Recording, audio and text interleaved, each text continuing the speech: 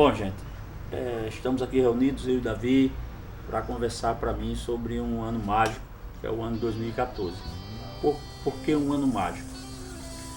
Até 2014, nenhuma quadrilha do Brasil tinha alcançado tantas vitórias num ano só. Ou seja, vencer todos os campeonatos disputou no mesmo ano.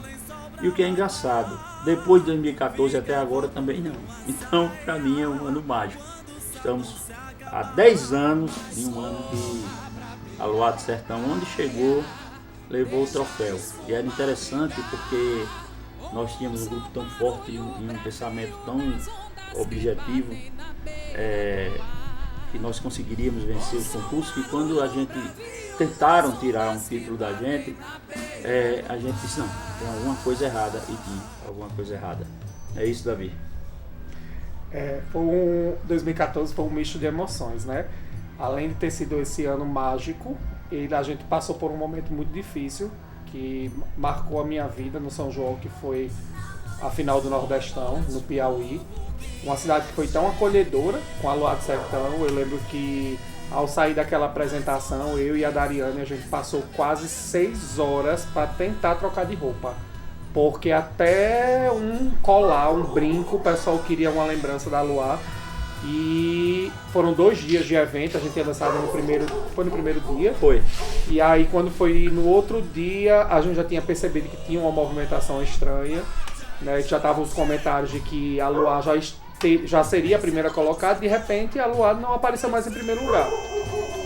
E aquilo mexeu muito comigo. Eu lembro que eu voltei de Piauí arrasado, decidido que eu não faria mais São João, que eu estava decidido parar. E como é que a gente, tinha acabado de vencer a Rede Globo, que era o meu maior sonho, né? Desde quando eu entrei na Luar em 2004, eu coloquei como meta vencer o Rede Globo, vencer o regional. E o Zé sabia disso, que era, na verdade, é o sonho de qualquer quadrilheiro. Eu acho que a gente endeusa tanto aquele concurso. E quando a gente conseguiu vencer ele, logo depois deram uma rasteira. Então aquele sentimento de decepção foi muito grande, que nem vontade para ir pro Nacional eu tive. Mas o grupo era tão unido, tão focado, que eles disseram, não, a gente não deve acabar o São João dessa forma, porque era difícil levantar dinheiro para ir mais 3 horas, 4 ônibus, mais um caminhão para Maracanãú, porque já que a gente não tinha um incentivo.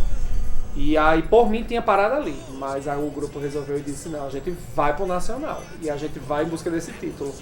E enquanto isso, estava rolando ainda os problemas do Piauí.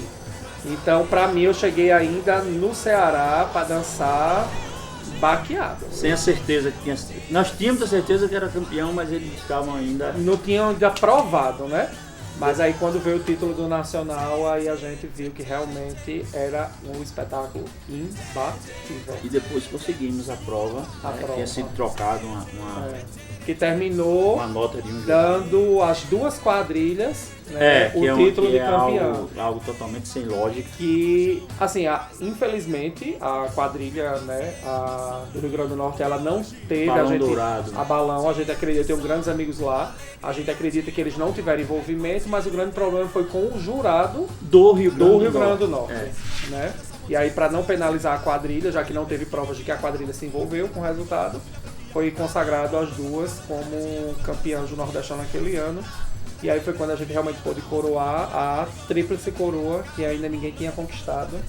E em 2014 ele trouxe esse título memorável. É verdade, eu lembro, tem uma peculiaridade aí, que da Rede Globo, fazendo um levantamento, até hoje nunca houve uma diferença do primeiro para o segundo colocado como em 2014. É uma diferença enorme. E olha que a segunda colocada era a Capelinha no Forró, que naquele ano veio um espetáculo lindo. Então a gente tinha certeza que a gente tinha um espetáculo realmente muito bom, muito bom. E que não foi uma apresentação perfeita da Globo, viu? Sim, sim. Não foi. Foi roupas que não se fecharam, roupas que se abriram. Olha, foi muita dor de cabeça. A gente achou que não ia dar tempo para trocar de roupa lá. E mesmo com tantos, assim, erros na nossa visão, mas o espetáculo era tão grandioso para a época. Eu acho que foi o espetáculo que mudou o rumo do São João em termos de iluminação, do arraial. Né? Ele deu outro patamar em termos de volume de cenografia, em termos de efeitos como CO2, máquinas de fumaça, foi um investimento altíssimo e a partir dali muita quadrilha tinha resistência de usar iluminação, hoje todas estão usando. Então eu acho que era esse o grande diferencial, era um espetáculo que não era só de teatro, de dança, era um espetáculo de cenografia, de efeitos especiais que tinha dentro do enredo, que isso tornava a Luar do Sertão, acho que disparado naquele ano, essa diferença de nota gigante. E agora muito cansativo, muito cansativo. Talvez até eu acho que não teve um ano que a gente se cansasse mais, assim, principalmente quem estava por trás organizando tudo, do que 2014. É um ano desgastante, muito desgastante. O final, né, valeu a pena, mas o desgaste é enorme. Na verdade, todos os anos eu acho que são muito cansativos, né? Mas assim, de bastidores, que pouca gente sabe, na verdade a Luar ela nunca teve uma sede, um galpão. O pessoal perguntava, Davi, onde é que você guarda aquelas coisas todas? Como é que vocês fazem? E 2014 foi um ano ainda pior, foi um ano atípico, porque a gente perdeu todas as possibilidades de galpão que a gente tinha. E por incrível que pareça, a gente estava fazendo em um local no mercado da produção aqui, que é um local assim à noite perigosíssimo. Não tem como se trabalhar à noite, mas a gente só tinha a opção de trabalhar à noite lá. Teve gente que gostou. Não tinha corta. Veneno. Spoiler. E aí, lá não tinha energia no local. A gente teve que adaptar, puxar gerador, puxar a energia do vizinho, que até foi muito parceiro da Luar, que era esqueci o nome dele, que era amigo do Luciano. Do armazém lá. Do armazém. E aí ele ajudava, puxava a energia da... E foi construído na marra o cenário, porque a gente não tinha onde colocar. A gente sempre, os diretores da quadrilha sempre liberavam as garagens da casa, mas o cenário era muito grande, não cabia na casa de ninguém, tinha que ser feito num galpão. E aí aquele ano foi muito difícil construir cenário. Agora, tem uma coisa daquele ano, Davi, que eu acho que você vai concordar comigo, que talvez tenha sido o ano que a gente mais ensaiou tecnicamente, com tudo, que eu lembro que era ter no galpão do basquete. E ali, 2010 né? Também, dos balões gigantes. Então isso ajudou muito a quadrilha, né? Conseguiu ter aquela familiarização com tudo que ia acontecer. Até a troca de roupa a gente fazia. E uma curiosidade, primeira mão, viu, pra vocês aí que estão assistindo. Acho que ninguém sabe. Até o próprio pessoal que dançava naquele ano, talvez, não sei nem se você vai lembrar. Alguns dias antes de estrear, a última produção da gente a ficar pronto foi o carro de boi, que entrava eu e a Dariane na hora do casamento. Um dia antes da estreia, o boi pegou fogo. Literalmente. Incendiou, só sobrou o ferro, a carcaça. Ele era todo revestido de espuma, isopor a cabeça e um dia antes da estreia a gente teve que refazer, porque só sobrou. Não tem um boi quando morre de fome, fica só o esqueleto queimado. E a gente teve que comprar espuma nova, fazer tudo de novo, do zero. Em um dia, aquele carro de boi foi construído novamente. Era o carro de boi que levava vocês para a lua de mel, né? Isso tudo por causa de uma faísca de solda. Ele estava soldando a base do Padre Cícero e do Frei Damião quando um pingo de solda caiu na espuma do boi. Aí na hora, a chama pegou. Foi muito rápido. Foi muito rápido, não deu nem tempo.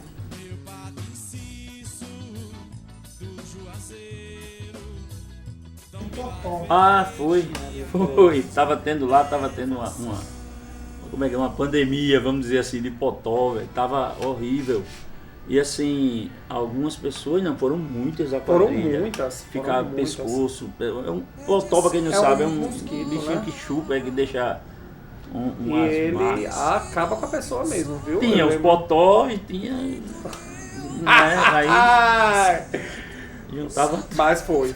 Esse bendito potó era um besourinho que tinha lá, que todo mundo saiu baleado, viu, com ele. E teve o show da Elba depois, e tava todo mundo lá, e os potó voando, pegando todo mundo. Eu lembro quando acabou a apresentação, aí o segurança chegou perto de mim assim e disse, o senhor podia chamar o casal de noivos aí, por favor? Podia, chamei o Davi da disse, olha, que esse pessoal aqui quer que eles quer conversar com ele. Menino, tinha uma fila quilométrica. Aí eu deixei ele de olhar e fui embora. Eu digo, olha pessoal, esse pessoal quer falar com vocês. E o mais engraçado é porque eu sou a paciência em pessoa. Eu não tenho problema. Apesar que eu ficava coordenando o negócio da produção também, a gente sabia que eu me dividia entre noivo e ficava também ajudando o pessoal em tudo na cenografia.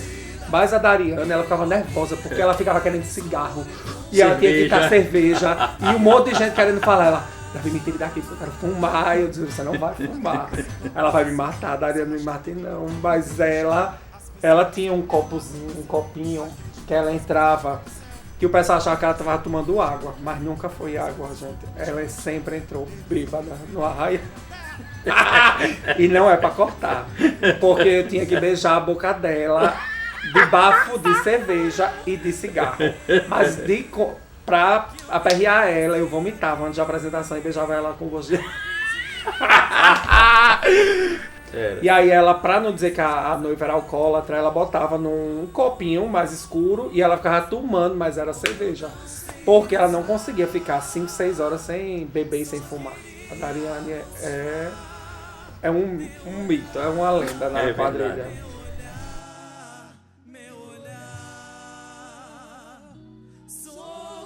A gente conversou muito, eu quando vi assim, a coisa começando a acontecer, ter aquele espetáculo, antes da Davi falava, ele é muito emocionante, é uma coisa que leva muito você pro lado emotivo, né?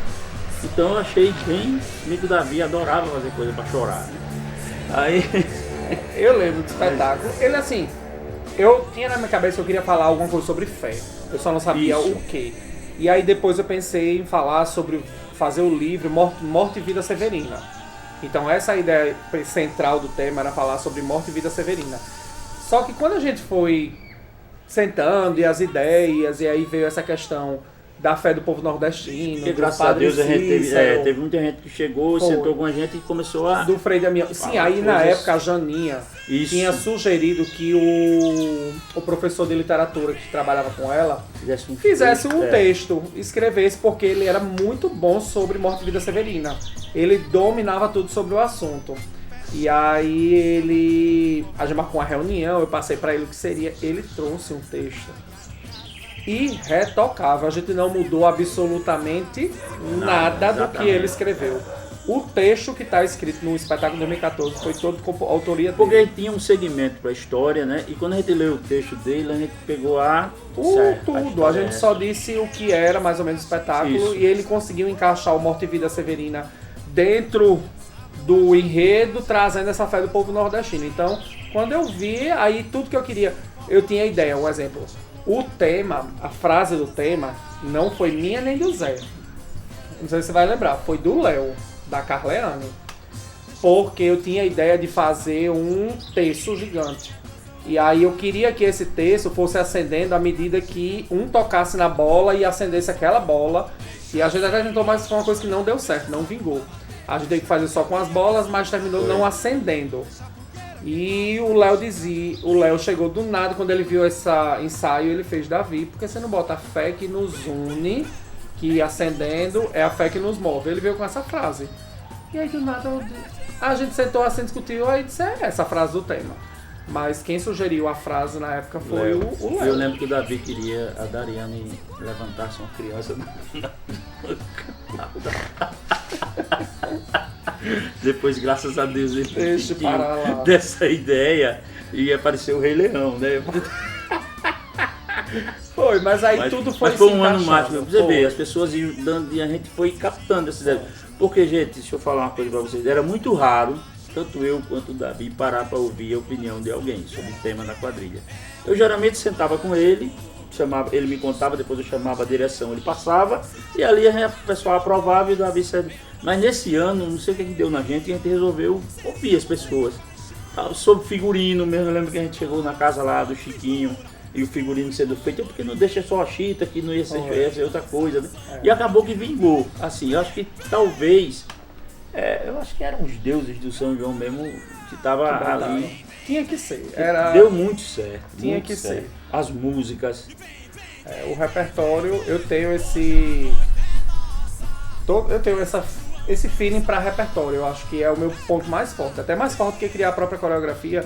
Eu consigo viajar na música. Eu acho que todos os repertórios da Luar, desde até 2014, são muito bons. Se você perguntar qual é a música que ele marca na Luar do Sertão, eu não sei, porque foram muitas. Até hoje todo mundo ouve. São muitas. E aí eu sempre trabalhei com popurrí, sempre fazia muita montagem de música com o Alberto. E aí até hoje, músicas que foram montadas, vamos supor, 2011, aqueles popurris de fila, até hoje eu vejo muitas quadrilhas usando. A fila do Luiz Gonzaga, a fila da Marinês, a fila... Então acho que música, repertório musical sempre foi o meu forte. Eu sempre gostei de pensar, de pesquisar música. E isso é apaixonante. Eu consigo sentir. Eu tava até falando, acho que foi pra Júnior, foi pra Edu hoje, que eu disse assim, o Davi não escolhia a música assim, o tema é esse, essa música tem que contar essa história. Não, ele pegava uma música que era boa e ele botava e dava certo. Não tinha essa que eu vejo o pessoal hoje faz muito isso, essa música tem que contar isso, aquela tem que contar.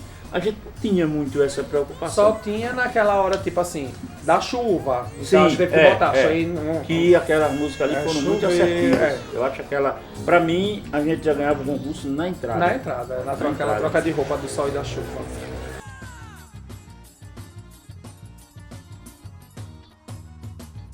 Segurar a cabeça do Padre Cícero. Afinal, o Davi disse, saia, Padre Cícero. Deixa eu só pra horrível isso.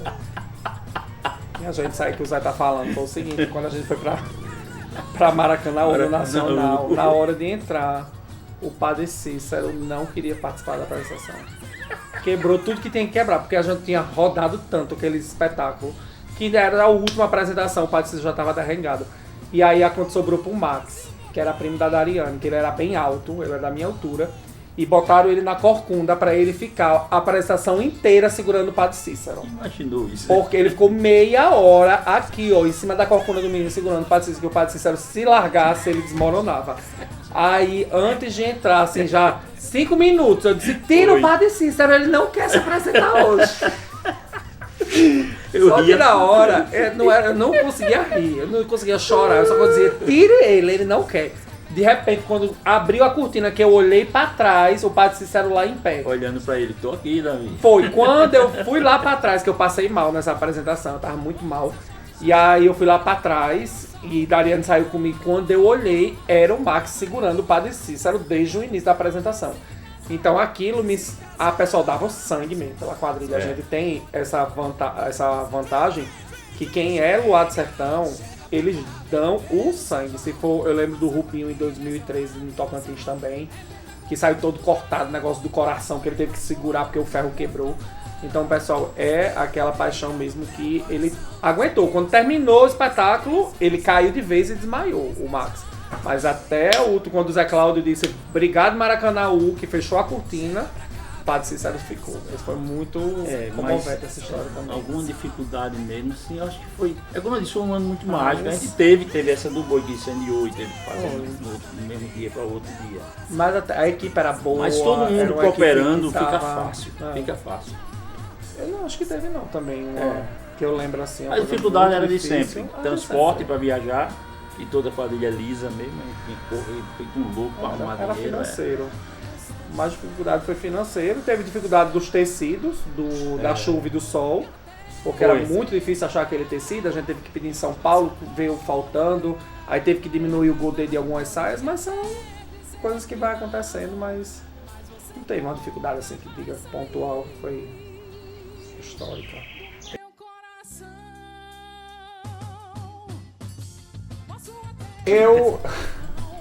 Eu tenho, na verdade não foi convencimento. Ali eu tinha um grupo que era muito grande e eu não tinha, devido à falta do tecido, do sol e da chuva, eu não conseguiria colocar a quadrilha toda para dançar a abertura.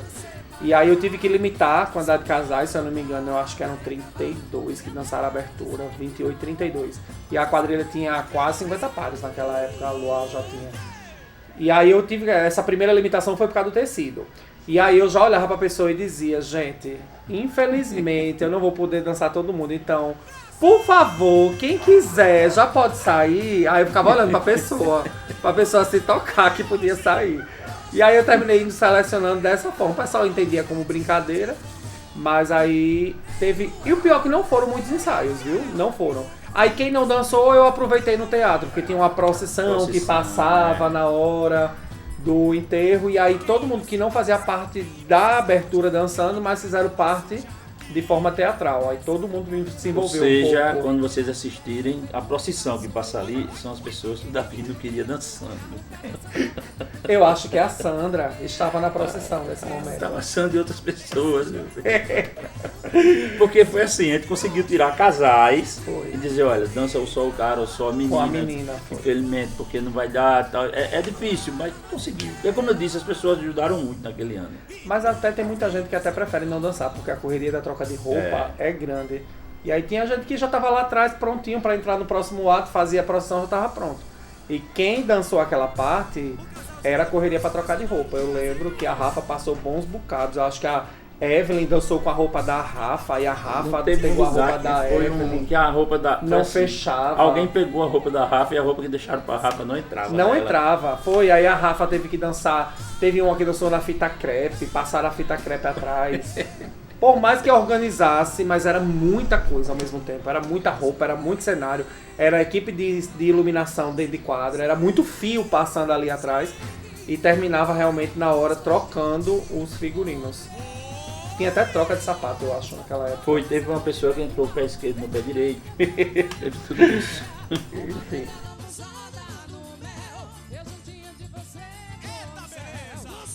Eu tinha pensado em parar.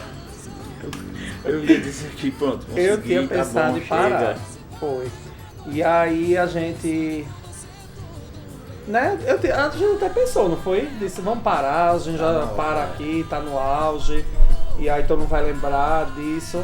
Só que tem aquela questão do amor, né? Que a gente tem pelo São João, de pensar, e agora? A gente vai fazer o que no São João, né?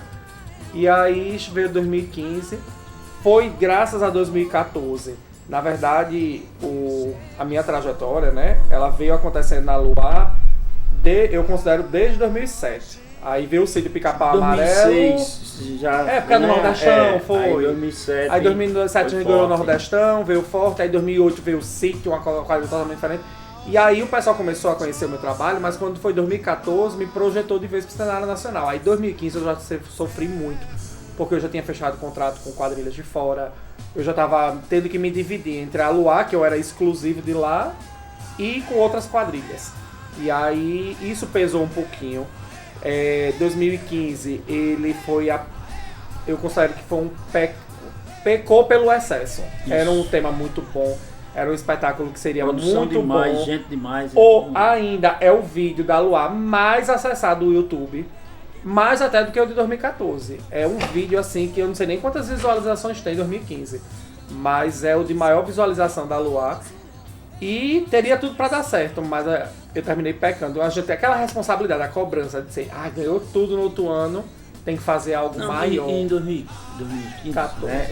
De 14 para 15, eu mesmo fui muito ausente em 2015. Foi uma coisa que, quer dizer, a gente tinha uma equipe enorme, mas tinha muitos grupos se formando e reclamando disso, reclamando daquilo.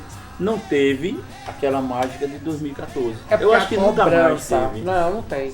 Porque existe a cobrança. E nem todo mundo sabe. Porque, um exemplo, você chegar lá é fácil, difícil é se manter. E aí a cobrança, ela veio. Tinha cobrança externa, mas a maior cobrança era da gente. De fazer algo melhor, de fazer algo... E que era impossível. Era impossível conseguir fazer algo. Muita gente veio pra Luar, já tinha um grupo grande. A gente, foi outro erro, a gente veio com mais de 60 casais, coisa que naquela época era absurdo. Não tinha arraiá que desse pra gente dançar, a estrutura no estado não comportava. Então a gente foi uma sucessão de erros em 2015, não pelo tema, mas pelo que veio da forma que aconteceu. Né? Pronto, foi pra ser diferente. Mas aí a sensação de 2014 foi essa. Depois do espetáculo era parar. Do dever cumprido, aquela coisa, pô, o que é que eu vou ganhar agora? Verdade. E foi parar mesmo.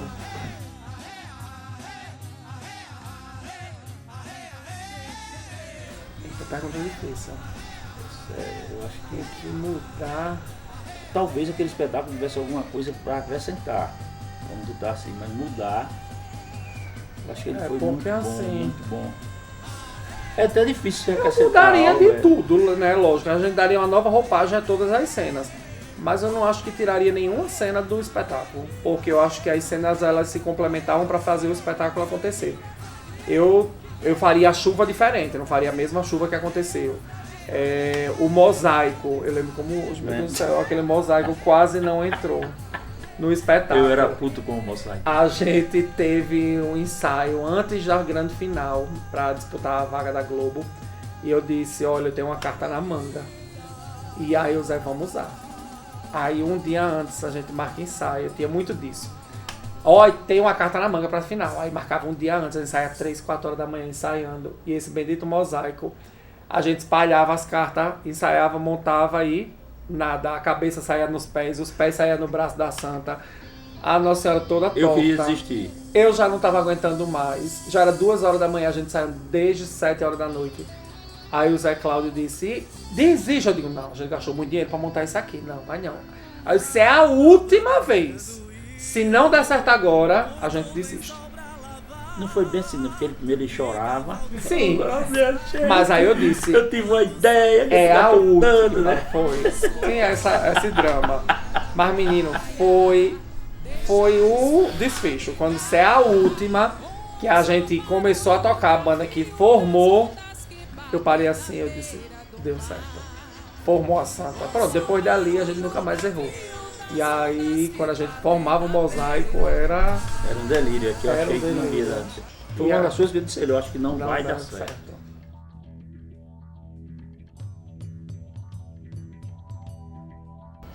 Ganhar a Globo.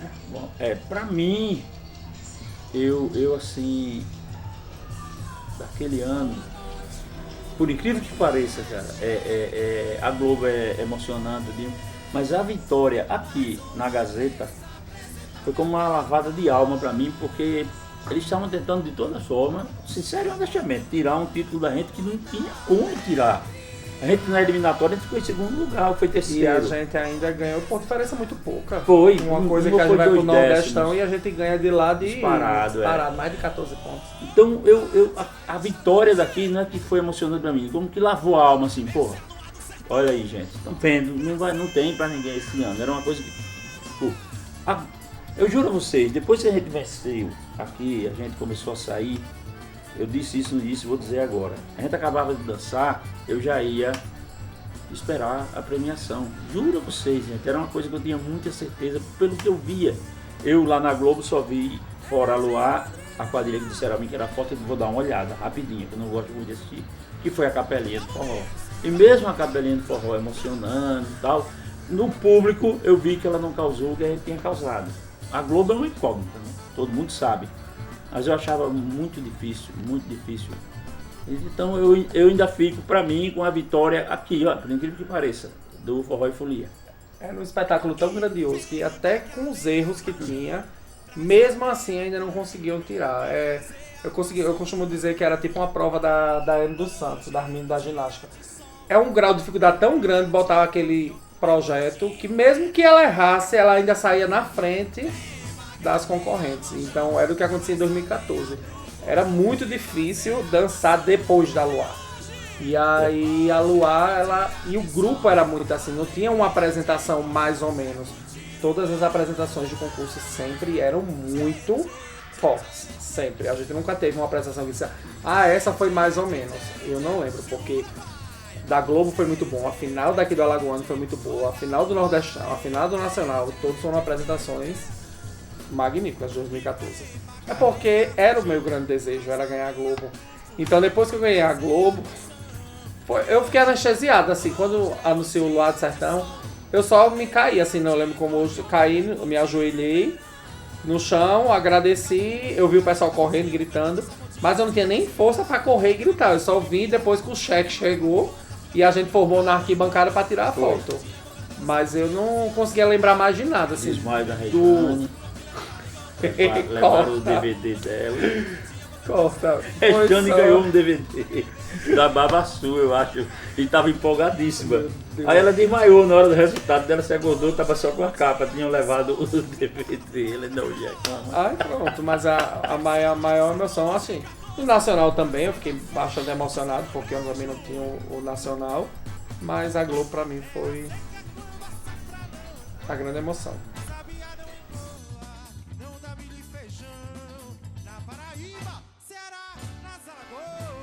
é difícil de você, né? Enquanto a câmera estava desligada aí, eu estava conversando com o Zé justamente sobre isso.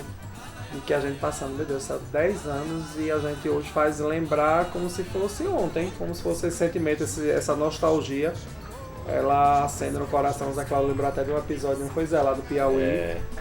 E a Luá acabou de dançar, e assim a gente acabou de dançar, eu recebi a informação que a avó da Evelyn tinha falecido. E a gente teve que vir de avião. O pessoal ficou lá, porque no outro dia que saiu o resultado. E a gente veio desesperado para o aeroporto, a Evelyn vestida de quadrilha ainda. Foi algo assim realmente inesquecível. E era o dia do meu aniversário, ainda tinha isso. Mas eu lembro o pessoal falando, rapaz, Elba Ramalho, 10 anos atrás, o pessoal dizia, rapaz, Elba Ramalho, a gente vê uma coisa de perto, uma carcaça. Corta, viu? Porque senão você vai responder direitos autorais. Mas... O pessoal dizia isso mesmo, acho que era o Calunga, não sei o que era, o pessoal da quadrilha falava isso.